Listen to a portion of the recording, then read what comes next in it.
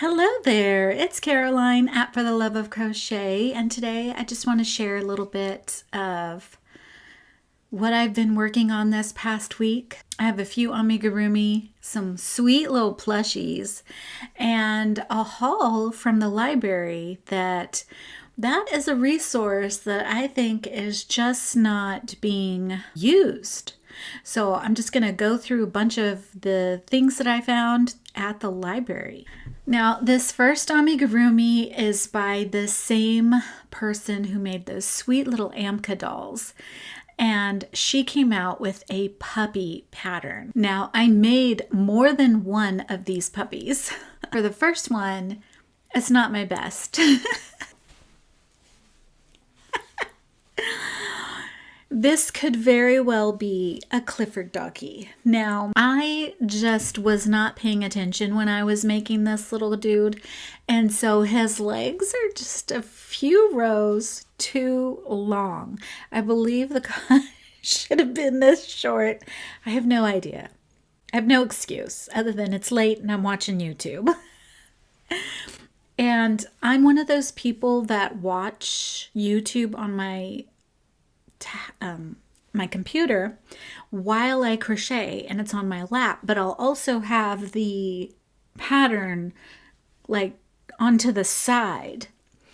And he looks very much like a Clifford. And what I think would be really cute is if you did a piece of felt for a little tongue out.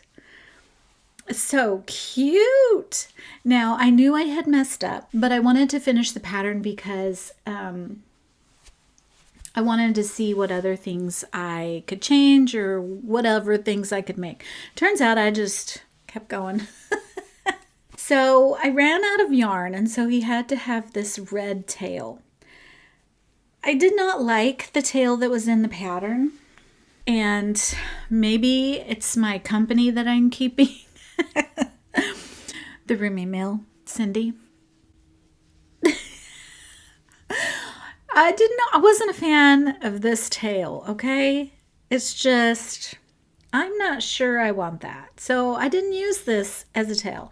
And instead, I just did some concoction of a tail to where it's more curly and off to the side. And so this is so cute. Now, this, of course, is my mistake. What I do like about this designer is she uses plushie yarns, but then she also uses a 4-weight yarn within her pattern. So the Amka doll is made with a 4-weight, but then her dress is in like a velour, a velvet yarn. So I love how she mixes two yarns. So that is the first one I made. The next one I made is much better, and I paid attention, but I actually had to stop watching YouTube. So in this pattern, this came out much better, and he is the appropriate size. And I love that his little paws, his little foot, back hind legs got that little, not that dogs look like this, but he also looks very much in this red color like Clifford, the big red dog. And if you like to gift your amigurumi with reading books, this would be a good one to put with the Clifford the red dog, and you use Bernat blanket. Mine was like a transitioning yarn, and I had ran out. So then I had to switch to a solid red. Again, I didn't use that one. I did one that would curl, that came with the pattern. Also, I found that I really like how this ear has the little curly puff stitches caressing it, like it's this way in his face. But this side does not. The curls are on the outside. And no matter if I turned it around, I was still going to have that problem. So what I would do differently is I would change the pattern to have that same curl be right here. So that means you would work all these stitches at the opposite end that it tells you, and I will try to do that eventually. And then I used some embroidered eyes. So cute! And an embroidered nose with the velvet. And yeah, so I was just transitioning colors because I knew I was running out of yarn. And so that is what I did. He's a super cute little doggy and just the perfect size. I really like him and I love his big snout. He's so darling. So there he is. Oh, he's so cute. Junebug and James is the designer. And she, like I said, she also did the Amka snow doll that I did. Love that cute little pattern because it's so tiny. In fact, now that I'm thinking about it, I think I'm going to use that. She has a doll pattern that's like this tiny. It's so darling. And I think I'm going to use it as I've been commissioned to make a couple for a gift. She wants to have them crocheted up in amigurumi, and so I think I'm going to do that. But now that I'm thinking of Amka Snow Doll, I can use that and it will be nice and quick. But I do love this little pattern. Oh, I want to make more. It was very easy if you're not watching YouTube. Next, for the amigurumi, I have a little bit of sewing. So for the amigurumi, I had made one of these little girls. This is the pattern I chose. Notice her pockets in her barrette. So when I was constructing this, I showed this in my last podcast and I noticed that her head would probably be a little wobbly. Check it out. She's got the wobble head. Now, I knew that when I showed you that this portion was narrow and her head is very narrow. I did not stuff it like I should have at the top when I was attaching it. So I think that's one of the problems. I didn't stuff it all the way up here. If you want to keep a very sturdy neck on your amigurumi, another thing you could do is make sure you're stuffing right here at the very top and toward the sides, and it'll support it better. It's not like you could stick a dowel from the body to the head, so because the head is closed when you make it, I suppose you can leave an opening. And actually, now that I'm thinking about it, you could totally leave an opening before and attaching the back to the back side and the front to the front side, and then just kind of maneuvering it around the sides. The other thing I'm missing is the little pockets. So I was going to add some fabric pockets, but I made my fabric pockets just slightly too big, and when I had this in my whip basket instead of my finished basket, and I was like, I thought I was finished. I was supposed to sew these on and I forgot. So just a quick little fabric square to give it some different addition to crochet. But very cute little doll. Its head is wobbly. I did two colors for her hair in case you didn't watch that last podcast on accident. And yeah. So she is done and I am so glad that I finally finished her. The other thing that I mentioned about this pattern is that she comes in a lot of pieces. So I believe the head itself is 5 pieces. The front, the back, the head piece, and then these 2 hair pieces. I was going to give her a nose too, and I forgot about that. See, she was in the whip basket, and I was like, why? She's done. But no, now I remember why. Okay, so that is my little doll.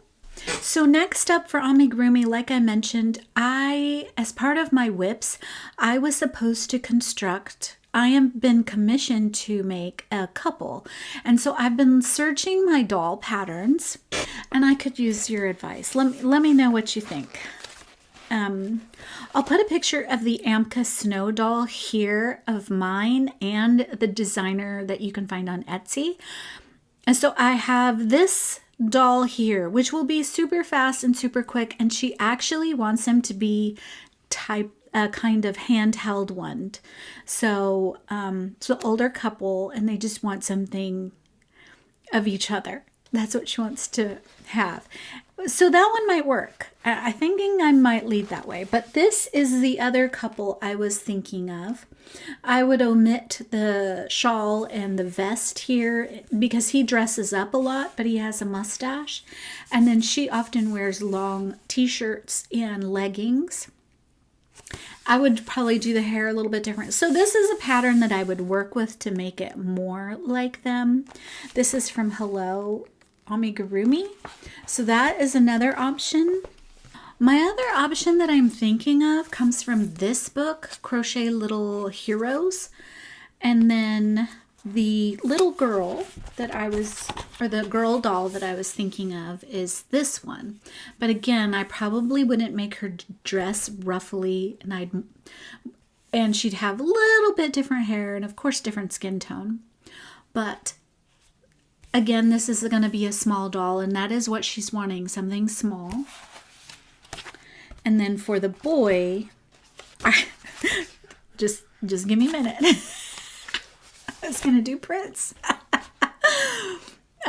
So instead of making, of course, all these crazy colors and giving him frills around his jacket there, I'd definitely just leave him with a white shirt and probably give him a tie.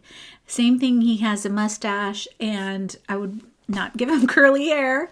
But so these are little dolls that I think I can work from. So I have the Amka doll, the Little Heroes dolls, or the Hello dolls. Those are the ones that I'm thinking about.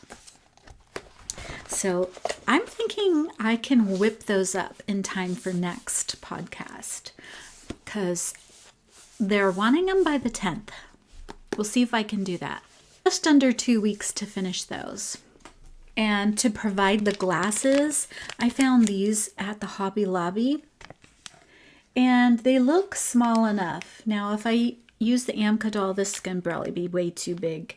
But if I use one of those dolls, I could probably get away with using these. These were $3.99, and they're plastic with a lens in them. So I might use those. If I can't use those, I'll have to use a wire. Okay, now if you've been with me for a little bit, you know that I had started a sewing pattern that was a purse, a pleated purse. And it came from this book. So this is the pleated purse, and it's called School of Sewing. This is a great book if you're a beginner. It has all, like the first half of the book is all information, sewing machines, fabrics, needles, how to thread, all kinds of great information. And then they have about like 12 projects, 12 complete projects, and they have pictures to go along with each step. I'm not going to lie though, sometimes I was questioning, you do have to make sure you're reading everything for your pattern, because sometimes you're like, is this a 1/4 inch or 1/2 inch seam? But she does tell you, you just need to go through and highlight all of the stuff that you think is important before you begin. And here she is. So these are this is the pleated purse. So cute. Now it has that fabric that I found at Hobby Lobby that is embossed, engraved. So it has texture, and it reminds me of the purses you can find in Mexico. And the fabric inside, oh, let me show you. So this fabric is, I don't remember the designer name, but I'll list it. But this is the one that has crazy faces and angry knitters. And unfortunately, I did not get a good example of them. But here's some of the angry faces. So there's men and women. Now this one does not have any yarn right here. I also tried out my fancy stitches here. So I have one big pocket for like my phone, and then I put in a little pocket for a hook or a pin. So I left one little side. And then on the other side is a zipper pocket that's hidden kind of like inside. So there's my other more ugly faces, but you can't see them. That was the one I was hoping when I was cutting the fabric and they said pocket, it was supposed to be this side. And I got the pockets mixed up. No worries though, because the bigger pocket now is the zipper pocket, and now the pocket that was supposed to be the zipper pocket is now my little pockets. I hope that made sense. And then of course the handle is, whew, it makes a really loud sound. And I did put in a magnet clasp here, so it does go together. So yes, I am very happy with it. This was a challenging project though. It was quite challenging, very hard. I don't know why. It could be that I had two different, and then it fits around my neck perfectly. So it's not too long, or I don't like wearing my purses like this because I feel like they always slide off. So I always like wearing them like this. I completed this bag with my local sewing shop and my daughter-in-love. Now, if she allows me to post a picture, I will put her picture here of the one that she made with that fantastic fabric. Just in case she does, there it is. If not, no worries. Now on to another finished sewing project.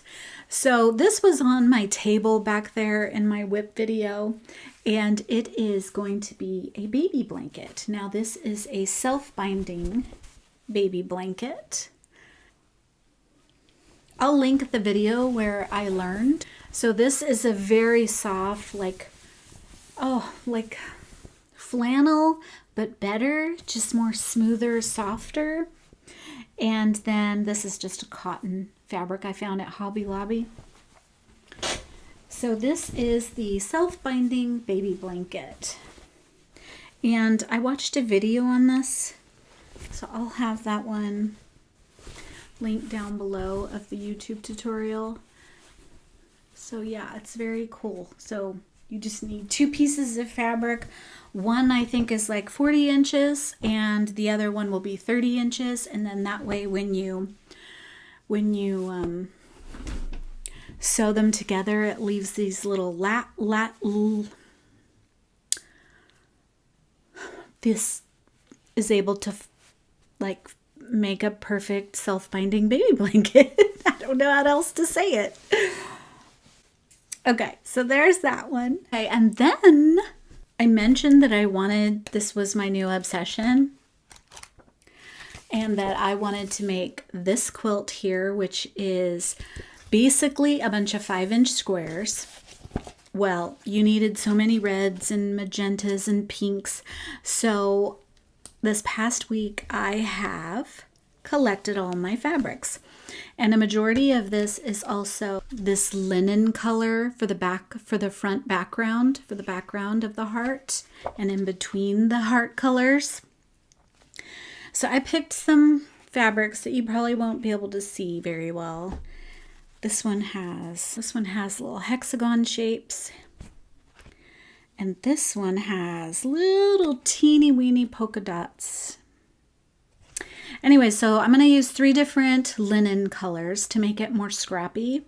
And then I have collected all my fabrics. So yeah, I needed these mustards, yellows, light pink, hot pinks, magentas, reds, and blues to complete this heart. And I have all of them right here. I have quite the stack. That is what I've been busy with, cutting 5-inch squares. I am looking forward to putting this one together. I don't know how long it's going to take me though. All right, and as for my library haul, you should definitely check out if you have a library card. You can look up books. So instead of going to Amazon, let's say there's a Amigurumi book you want or a sewing book you want, you can search it through your local library. So that way you can look at it before even buying it through Amazon. And since I've been so in love with quilting right now and putting fabrics together, and Tula Pink is my jam. I made this Tula Pink. The lion was my absolute favorite. So since I've been a fan of hers, I decided to look up some books that she has. And this is one that I found at my local library. So it's 100 Modern Quilt Blocks by Tula Pink. And this one, so after looking through all these, this is a great book, and I know this is something I would probably want to get because she gives you, I like how it's broken down. She gives you the fabric look, then she gives you what it looks like through picture, what this would look like in a drawn or color, and then she has all the sizes up here. And then same thing with this one. So then, like I said, you get what it looks like in real life, and then what it looks like in a picture, in a graph, so that way you can easily see how to put these blocks together. So there's over 100 in here. And then here is more books by Tula Pink. And I know this is one that I would like to have in my collection, so I'm adding it to my wish list. So I had a lot of fun looking through this one. The other book that I found that I find I really like, and I thought it would make a good for a beginner like me, is this one, New Basics for the Modern Quilt Maker, The Practical Guide to Patchwork. This one has 12 quilt projects. I also like the way this one is laid out as well. Let's just take this simple one. So here is the quilt. Tells you all the dimensions here. It tells you what the back could look like, all the tips and materials. I really like the way this one is laid out. And then over here you get cutting instructions, making the block, then making the quilt top, then making the quilt back. So it's very informative, and then she gives you alternate ideas. Say you want to make it scrappy or make it random, and then more fabric options. So then this is the next one. So then you go through the whole how to do it, all the fabric, all the tips. So I really like this book as well. And this is something, oh, this is by Elizabeth Hartman. No wonder. So she is one of the designers that I have been in love with for quilt patterns. She has the cutest little bear pattern. I just went ahead and grabbed it. This wasn't going to be part of this video, but she has this pattern that I've had on my wish list forever because I knew I didn't have the skills yet. I've never made a quilt. Anyways, this is by Elizabeth Hartman, the Bajorn Bear. Isn't that cute? So I finally got it. And I did not even realize that is the same designer. So no wonder that I really like it, because these are the instructions in here are very nice. Now this next book, what I did when I went to my library is I just put in simple quilt patterns, or I put in Tula Pink. I put in all the words that I thought I would use when searching for quilting books. And this one came up. I had no idea what was in it. It just said Sunbonnet Family of Quilt Patterns. And this book is ginormous. Now, these would be vintage. They give you all the history on these sunbonnet doll patterns. And I remember growing up with these. Have the praying ones. Let me just tell you, there is a lot in here. It doesn't tell me. It's a treasury of sunbonnet babies, Dutch dolls, and colonial ladies in full color photographs. This is so cool. And they provide all the pieces for you to cut out so that you can put it on whatever you want to put it on, a quilt block. Oh, this one is very much familiar to me. It gives you all the history of them. It shows you all the vintage quilt patterns. Oh, they're so cute. And they have all the pieces for you to design. And what a gem this is for the overalls. All kinds. I mean, it's a ton in here. So cute with all the pieces for you to use. You just would get some tracing paper and trace a few before I have to return it. So this is so cool. I love this one. Very happy I found this gem. Doing a quick little flip through. This probably isn't one that I'm like gravitating toward. I think you need to be just a little more, I think you just need a little more quilting up your belt to go with this one. So I'm going to wait on this one, but I'm glad I was able to check it out of my library and get inspired too, because there's lovely quilts in here. It's just as easy. It's just that those ones really break it down and I like seeing the big picture. Okay, and then this one is quilting with a modern slant. This one I really liked, but I think it's applique. This one is really good too. I found some lovely quilts in here. I'm not sure if they break it down just as good. It's actually pretty good. They give you hand quilting options. They give you long arm quilting options and how to quilt it yourself. Practicing. So it is cool, just not one that I'm going to get right now. Then I found this one, which is called Easy Piecing. Creative color play with 2 simple quilt blocks. So this is taking 2 quilt blocks and manipulating them or cutting them in different ways to give you different designs with the same quilt block, just either assembling them differently or cutting them differently and assembling them in different ways. You get different designs. So this is a cool book, but one I'm not going to get right now. And then this one was just all about design, like this is not something I'm into quite yet. It has lots of these things for you to be able to put on your quilt.